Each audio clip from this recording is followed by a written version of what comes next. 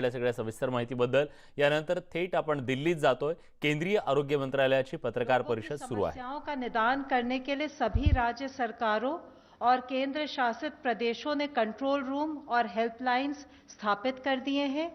सभी राज्यों ने आपदा प्रबंधन के लिए स्टेट इमरजेंसी ऑपरेशन सेंटर्स और डिस्ट्रिक्ट इमरजेंसी ऑपरेशन सेंटर्स को भी क्रियान्वित किया है। इनकी डिटेल्स भी गृह मंत्रालय की वेबसाइट पर उपलब्ध हैं। श्रम एवं रोजगार मंत्रालय ने भी संपूर्ण देश में मजदूरों के लिए 20 शिकायत केंद्र स्थापित किए हैं। गृह मंत्रालय का कंट्रोल रूम भी 24/7 अपनी सेवाएं प्रदान कर रहा है। हमारी नई टोल फ्री हेल्पलाइंस 1930 और 1944 पर भी लोगों की समस्याओं का निदान किया जा रहा है।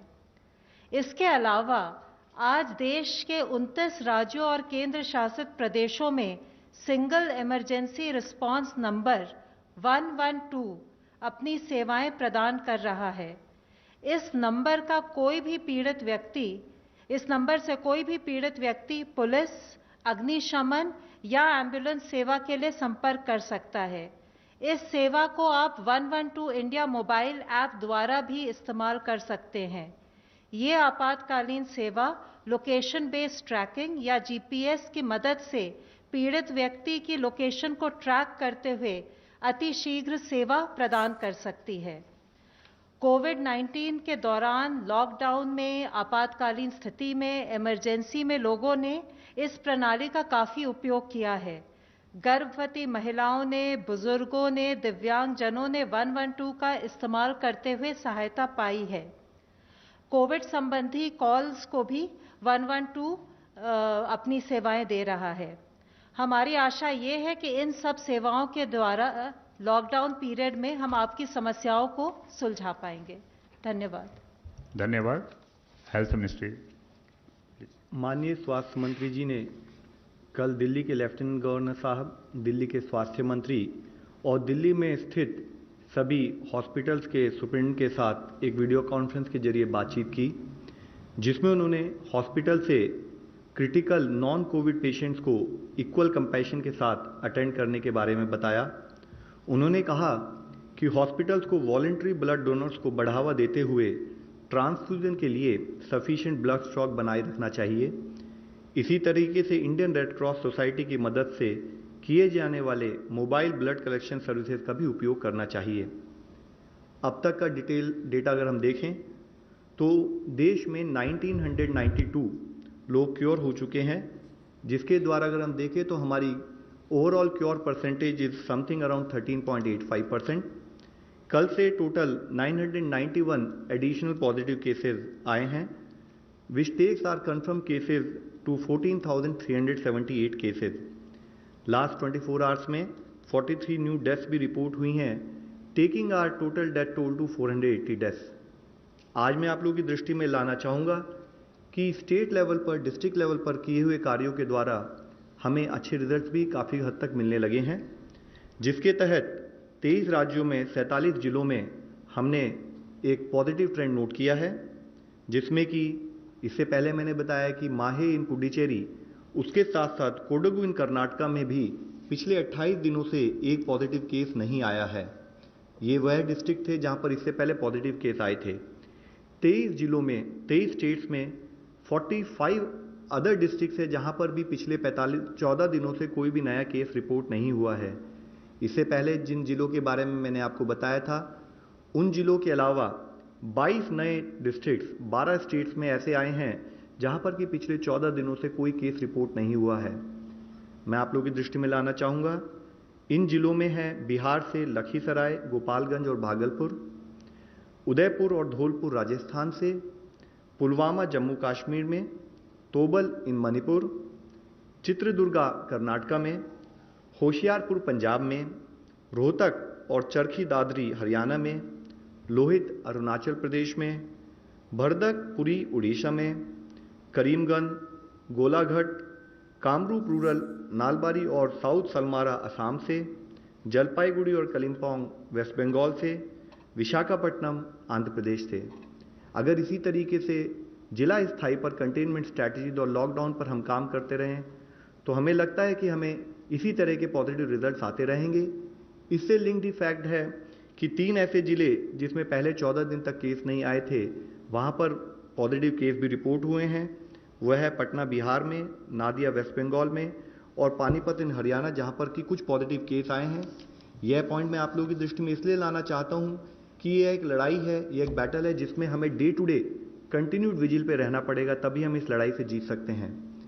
डेथ का जो डिटेल्स आई थी, अगर हम उसको एनालाइज करें तो हमने देखा है कि हमारे देश में मॉर्टेलिटी करीब 3.3% पाई गई है, जिसमें अगर एज वाइज एनालिसिस करें तो पाते हैं कि 0 to 45 ईयर्स एज ग्रुप में 14.4% ऑफ पीपल वहाँ पर डेथ नोट की गई है। 45 to 60% में 10.3%, 60 to 75 में 33.1% और 75 ईयर्स एंड अबव में 42.2%। तो यानी कि हम देखते हैं कि 75.3% केसेस जो हैं वह 60 प्लस उम्र के लोगों में डेफिनेशंस के बेसिस पे एनालाइज करें तो हम देखते हैं कि 83% केसेस में कोमॉर्बिडिटीज भी पाई गई हैं। यह मैं आप लोगों की दृष्टि में इसलिए लाना चाहता हूं क्योंकि इससे पता लगता है कि एल्डरली पीपल और पीपल विद कोमॉर्बिडिटीज वह हाई रिस्क केसेस में आते हैं। आज लॉकडाउन और सोशल डिस्टेंसिंग के बारे में जब हम बात करते हैं तो हर आदमी को सोशल डिस्टेंसिंग को फॉलो करना है, क्योंकि उसके घर में अगर कोई बुजुर्ग भी हैं तो उसके द्वारा उनको भी इन्फेक्शन पास होने का खतरा हो सकता है।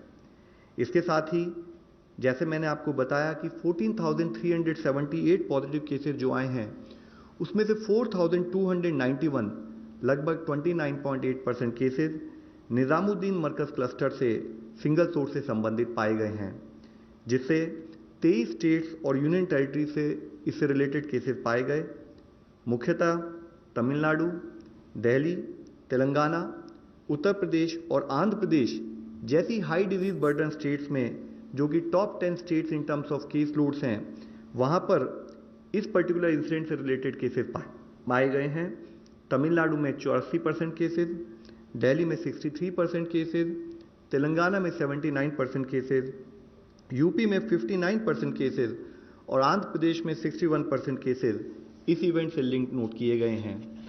इसके साथ ही मैं आप लोगों की दृष्टि में लाना चाहूँगा कि कुछ कम केसेस रिपोर्ट होने वाले राज्यों में भी इस इवेंट से रिलेटेड केसेस ने कंट्रीब्यूट किया। जैसे कि अरुणाचल प्रदेश में जो एक मामला आया है वह इस इवेंट से रिलेटेड है। असम में 35 केसेस में से 32 केसेस यानी कि 91% केसेस, अंडमान निकोबार में 12 में से 10 केसेस यानी कि 83% केसेस का सेम लिंक पाया गया। इस इवेंट को मैं आप लोगों की दृष्टि में इसलिए लाना चाहता हूं कि सरकार की सलाह के अनुसार लॉकडाउन और सोशल डिस्टेंसिंग अगर कोई एक भी व्यक्ति पालन नहीं करता है, उसके पालन ना करने से देश के लिए कॉन्सिक्वेंसेस होते हैं। हमें सबको मिलकर यह इंश्योर करना है, हमें सबको मिलकर यह प्रयत्न करना है कि हम सोशल डिस्टेंसिंग से संबंधित दिशा निर्देशों का पालन करें, डिजीज मैनेज करने के लिए लॉकडाउन से संबंधित डूज एंड डोंट्स को फॉलो करें। इसके साथ ही टेस्टिंग मेथोडोलॉजी के केयरफुल रिव्यू करने के बाद आईसीएमआर ने नेशनल टेस्ट टास्क फोर्स की एडवाइस के तहत एक नया दिशा निर्देश जारी किया है, जिसको मैं आप लोगों की दृष्टि में लाना चाहूँगा। इसके द्वारा उन्होंने बताया है कि मुख्यतः जैसे आप लोग इस प्रेजेंटेशन के थ्रू देख सकते हैं कि real time PCR test is actually the gold standard frontline test for कोविड-19। ये पॉइंट इसलिए बताना जरूरी समझता हूं कि हम सबको डिफरेंस पता होना चाहिए कि real time PCR test versus antibody test के क्या क्या रोल और क्या क्या लिमिटेशंस हैं। तो इसमें मैं बताना चाहूँगा कि रियल टाइम पीसीआर टेस्ट को ही हम कंफर्मेशन टेस्ट के रूप में मानते हैं। जो रैपिड एंटीबॉडी टेस्ट है वह इस टेस्ट को रिप्लेस नहीं करता, और रैपिड एंटीबॉडी टेस्ट का प्राइमरी पर्पस है कि वो prevalence of disease in a particular area के बारे में दर्शाता है। और इसकी यूटिलिटी जैसे कि इससे पहले भी अवगत किया गया है कि एंटीबॉडीज बनने में करीब मिनिमम 7 दिन लग सकते हैं बॉडी में, तो इसकी यूटिलिटी अगर कोई आदमी इन्फेक्टेड है तो 7 दिन के बाद ही उसके सिम्टम्स आ सकते हैं, तो उसके बाद ही इसकी कोई हमें क्लैरिटी या कोई आउटपुट मिलता है। साथ ही रैपिड डायग्नोस्टिक टेस्ट का पर्पस कंफर्मेटरी टेस्ट के रूप में ना होते हुए एपिडेमियोलॉजिकल स्टडीज और सर्वेलेंस पर्पसेस के लिए किया जाता है। इस रैपिड एंटीबॉडी टेस्ट को भी जब किया जाए तो प्रॉपर मेडिकल सुपरविजन के तहत किया जाए, और साथ ही हमने ये बताया कि इस रैपिड एंटीबॉडी टेस्ट को हॉटस्पॉट में यूज़ करना है। इन केस किसी डिस्ट्रिक्ट, किसी स्टेट में अगर कोई एरिया हॉटस्पॉट के रूप में डिक्लेयर भी नहीं हुआ है, तो हम लोगों ने एडवाइस दी है कि वहाँ पर भी रैपिड डायग्नोस्टिक टेस्ट या तो हॉटस्पॉट का जो इमर्ज हो रहा है उसके एनालिसिस के लिए यूज़ किया जाए, या as a surveillance tool use किया जाए एपिडेमियोलॉजिकल पर्पजेज के लिए, ताकि आइडेंटिफाई किया जाए उन एरिया में जहाँ केसेस नहीं आए हैं।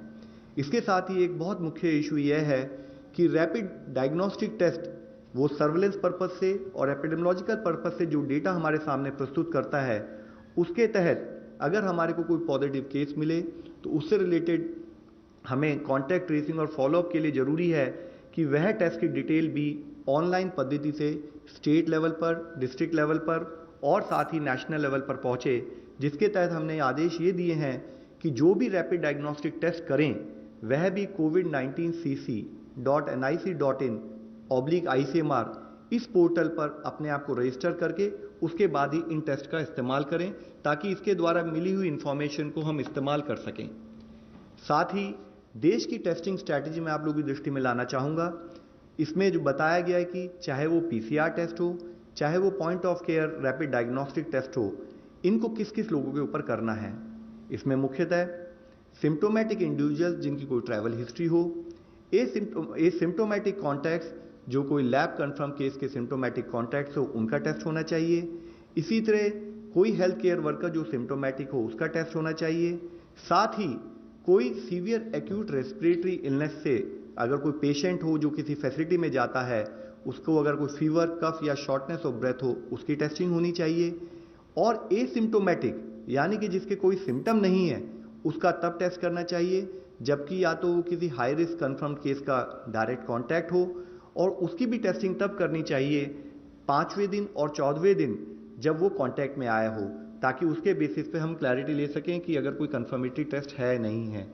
इसके साथ ही अगर एक एल्गोरिथम के रूप में हम देखें कि एडिशनल अगर कोई हॉटस्पॉट एरिया में हम कोई टेस्टिंग करते हैं, तो हमारा प्रयत्न ये होगा कि हॉटस्पॉट एरिया में भी जो किसी की अगर फीवर, कोल्ड और कफ के सिम्टम्स हों, तो अगर 7 दिन से पहले अगर उस आदमी को ऐसे सिम्टम हों तो हम RT-PCR टेस्ट के द्वारा उसको आइडेंटिफाई करें।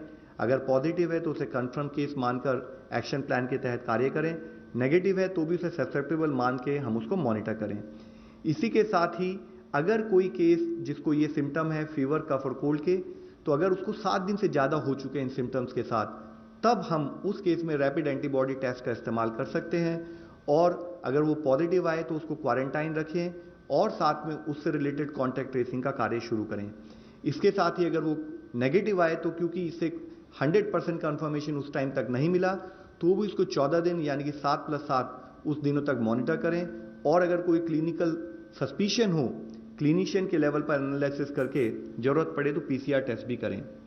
साथ ही जैसे हमने कल डिस्कस किया था, आज जो भी हमारे रिजल्ट आ रहे हैं उनके पीछे मुख्यतः फील्ड लेवल पर जो हमारे कोविड के जो योद्धा हैं, कोविड के जो कंसर्न एम्प्लॉयज़ हैं जो मिलके काम कर रहे हैं, उसी का रिजल्ट हम लोग देख पा रहे हैं। इससे पहले हम लोगों ने आगरा और दिल्ली और एम्स वगैरह के बारे में बात की थी कि कैसे कोविड डेडिकेटेड हॉस्पिटल बनाए जा रहे हैं। आज मैं आप लोगों की दृष्टि में लाना चाहूँगा कि कैसे केरला का एक जिला कासरगोड में इस तरीके से कंटिन्यूड एफर्ट करते हुए जो हमारी क्लस्टर कंटेनमेंट स्ट्रैटेजीज़ हैं उनको इस्तेमाल करते हुए कैसे अच्छे रिजल्ट हमें दिखाई दे रहे हैं। उसके तहत अगर आप देखें तो इस जिले में 168 टोटल पॉजिटिव केसेस आए, जिसमें से 113 केस 113 केस ऑलरेडी क्योर हो चुके हैं। और सबसे पॉजिटिव बात है, क्लिनिकल मैनेजमेंट पर फोकस करते हुए जिले में एक भी डेथ रिपोर्ट नहीं हुई है। आज 55 एक्टिव केसेस है जिनको भी प्रॉपरली क्लिनिकली मॉनिटर किया जा रहा है। साथ ही अगर आप देखें इन टर्म्स ऑफ इसके क्या चैलेंजेस थे जिले के, तो वहाँ पर अब्रॉड पॉपुलेशन अराउंड 15.38% थी। थर्ड केस जो इंडिया में रिपोर्ट हुआ उसकी चाइना से ट्रैवल हिस्ट्री थी, उसको जिले में कंटेन किया गया, मॉनिटर किया गया।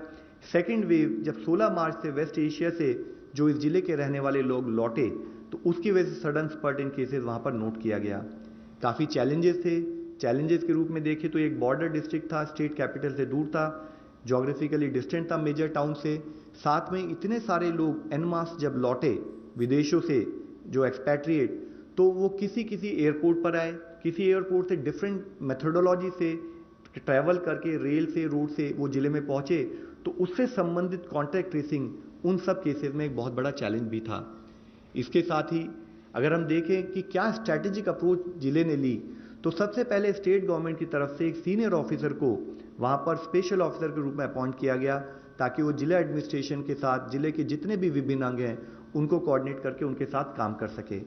उन्होंने लैब के ऊपर फोकस किया, उन्होंने हॉस्पिटल बनाने पर फोकस किया, और उसके रूप में देखें तो जैसे कि हमारा क्लस्टर कंटेनमेंट स्ट्रैटेजी है, तो उन्होंने उससे संबंधित इंसिडेंट कमांडर्स बनाए, होम क्वारंटाइन किया उन लोगों को जिनकी ट्रैवल हिस्ट्री थी। साथ ही एक सोशल डिस्टेंसिंग के ऊपर एक आईसी कैंपेन जिले में लॉन्च की गई, जिसको ब्रेक द चेन नाम दिया गया। सारे जितने भी हमारे क्लस्टर के रेड कलर में जो हमने कंटेनमेंट जोन बनाई उनको आइडेंटिफाई किया गया। ड्रोन का इस्तेमाल किया गया टेक्नोलॉजी के रूप में, 7 ड्रोन को एम्प्लॉय करके सर्वेलेंस के लिए यूज किया गया, और जितने भी होम क्वारंटाइन के केसेस थे उनको जियो स्पेशल मेथोडोलॉजी की तरह से ट्रैक कर दिया गया, ताकि लोग होम क्वारंटाइन को फॉलो कर रहे हैं नहीं कर रहे हैं। इन सब चीज़ों को करते हुए इसेंशियल कमोडिटीज़ की किसी भी तरह से कमी ना हो, उसके ऊपर भी जिला लेवल पर फोकस किया गया। इसके साथ ही अगर आप देखें तो जितने हमारे पॉजिटिव केसेस आए उससे संबंधित 17,373 जो प्राइमरी और सेकेंडरी कॉन्टैक्ट थे उनको ट्रेस किया गया, उनको क्वारंटाइन किया गया। डेली सैंपल्स पर फोकस किया गया, टेस्टिंग लैब स्टार्ट की गई, कोविड केयर सेंटर बनाए गए जिसमें 709 बेड थे, और साथ ही जितने भी प्राइमरी सेकेंडरी और हाई रिस्क कॉन्टैक्ट थे उनको आइसोलेशन सेंटर्स में ले जाकर उनको प्रॉपर्ली मॉनिटर किया गया। एक हॉस्पिटल को 200 बेड के हॉस्पिटल को वहां पर हमने ऑपरेशनलाइज किया 4 दिन के अंदर, और एक आईसीयू फैसिलिटी भी बनाई। और साथ में हाउस होल्ड सर्वे के लिए जो हमारे फ्रंट लाइन हेल्थ वर्कर्स हैं, आशाज हैं और हेल्थ इंस्पेक्टर्स हैं, उनके द्वारा हाउस टू हाउस सर्वे किया गया। एक केयर फॉर कासरगोड इनिशिएटिव के नाम पर सोशल वेलफेयर रिलेटेड एक्टिविटीज, उसमें कोई दिक्कत ना हो उसके ऊपर भी कार्य किया गया। फ्री फूड किट्स प्रोवाइड गई पुअर और माइग्रेंट वर्कर्स को। ब्लैक मार्केटिंग, होर्डिंग और प्राइस राइज को मॉनिटर किया गया। साथ में शेल्टर होम और कम्युनिटी किचन्स के द्वारा वहां पर इंश्योर किया गया जो पुअर और डेस्टिट्यूट हैं उनको किसी तरह की परेशानी का सामना ना करना पड़े। इसके साथ ही हेल्थ चेकअप किया गया जितने भी माइग्रेंट और डेस्टिट्यूट से ऑल्टरनेट डे, ताकि उनकी हेल्थ को भी मॉनिटर किया जा सके। जो मेजर एफर्ट रहा वह यह रहा कि जो भी प्राइमरी सेकेंडरी कॉन्टैक्ट्स हैं या हाई रिस्क केसेस हैं, जैसे कि 60 साल एंड अबव, उनको स्ट्रेट अवे क्वारंटाइन करके आइसोलेशन सेंटर्स में ले जाया गया, ताकि उनको इफेक्टिव मॉनिटर किया जा सके। 100% हाउस होल्ड सर्वे किए गए ताकि सिम्टम्स मॉनिटर किए जा सकें। इसेंशियल कमोडिटीज एक बहुत मेजर इंटरवेंशन रहा, और साथ में इफेक्टिव अवेयरनेस कैंपेन जो भी कार्य किया गया वह कम्युनिटी को मिलाकर, कम्युनिटी को जोड़कर किया गया। और मैं आप लोगों को आखिर में यही बताना चाहूँगा कि we really got to know, we got very positive results कि जब लोग ट्रीटमेंट के बाद, क्योर होने के बाद वो अपने घर लौटे। मैं आप लोगों से अंत में यही रिक्वेस्ट करना चाहूँगा, ये एक हमारी कंटिन्यूड बैटल है, इसमें हम सब लोगों को मिलकर काम करना है, सब लोगों को सपोर्ट करना है। यह समस्त सरकार, संपूर्ण समाज, सब लोगों को मिलकर करने वाला एक उद्यम है, जिसमें हमें कोई भी आदमी, किसी का भी ऐसा ना हो कि हमें सपोर्ट ना मिले, हमें सबका सपोर्ट मिले, और हम इस बैटल में जीत के इस देश की तरफ से एक सक्सेसफुल एग्जाम्पल दुनिया के सामने रखें। धन्यवाद। धन्यवाद। ICMR के लिए क्वेश्चन है, online question. What is the demonstration study that ICMR is doing for HCQ? Is it a randomized controlled trial? If not, what is the design? ये जो हाइड्रोक्सीक्लोरोक्विन की स्टडी है, ये ऑब्जर्वेशनल यानी कोहर्ट है। ये कोई ट्रायल तो कर नहीं रहे हैं, क्योंकि ट्रायल करने के लिए जो बेस चाहिए वो उतना एविडेंस बेस हम ले नहीं पा रहे हैं। इसमें तकरीबन 480 पेशेंट्स एनरोल होंगे। ये 8 हफ्ता चलेगी। ऐसे अंदाज है कि वो शायद उसको 2 महीने का 2.5 महीने का टाइम तो लगेगा ही। और एक हमको समझना चाहिए, ये लॉकडाउन का पीरियड है, वो काम करना भी उतना ही हमारे लिए कठिन जा सकता है। ये करते वक्त हमने ये समझ के दूसरी एक स्टडी लॉन्च की कि जिसमें जो लोग, जब पता चला हाइड्रोक्सीक्लोरोक्विन का एक स्टडी होने वाला है, तो कुछ लोगों ने, हेल्थ केयर वर्कर्स ने हाइड्रोक्सीक्लोरोक्विन लेना शुरू कर दिया। तो उनमें साइड इफ़ेक्ट्स क्या हैं उसका भी पता करने के लिए एक स्टडी लॉन्च की गई। वो जो स्टडी है इसमें ये पता चलता है कि एवरेज एज वो लोगों का 35 साल था और ये 35 साल की उम्र वाले जो लोग हैं इनमें सबसे ज़्यादा कोई लक्षण दिखाई दिया तो वो था एब्डोमिनल पेन। जो उन्होंने रिपोर्ट किया है 10% लोगों को एब्डोमिनल पेन हुआ, तकरीबन 6% लोगों को नौशिया यानी उल्टी होने का महसूस हुआ उनको। बाकी जो थे वो कम प्रोपोर्शन में मिले, जैसे कुछ लोगों को हाइपोग्लाइसीमिया हुआ, वो तकरीबन 1.3% लोग थे। इसमें एक चीज़ उभर के आ रही है कि ये जो हेल्थ केयर वर्कर्स थे उनमें से तकरीबन 22% जो वर्कर्स थे उनको या तो डायबिटीज़ था, ब्लड प्रेशर था या कोई कोरोनरी वैस्कुलर डिसीज़ वाली कोई बीमारी थी या रेस्पिरेटरी इलनेसेस थे। शायद उसके डर से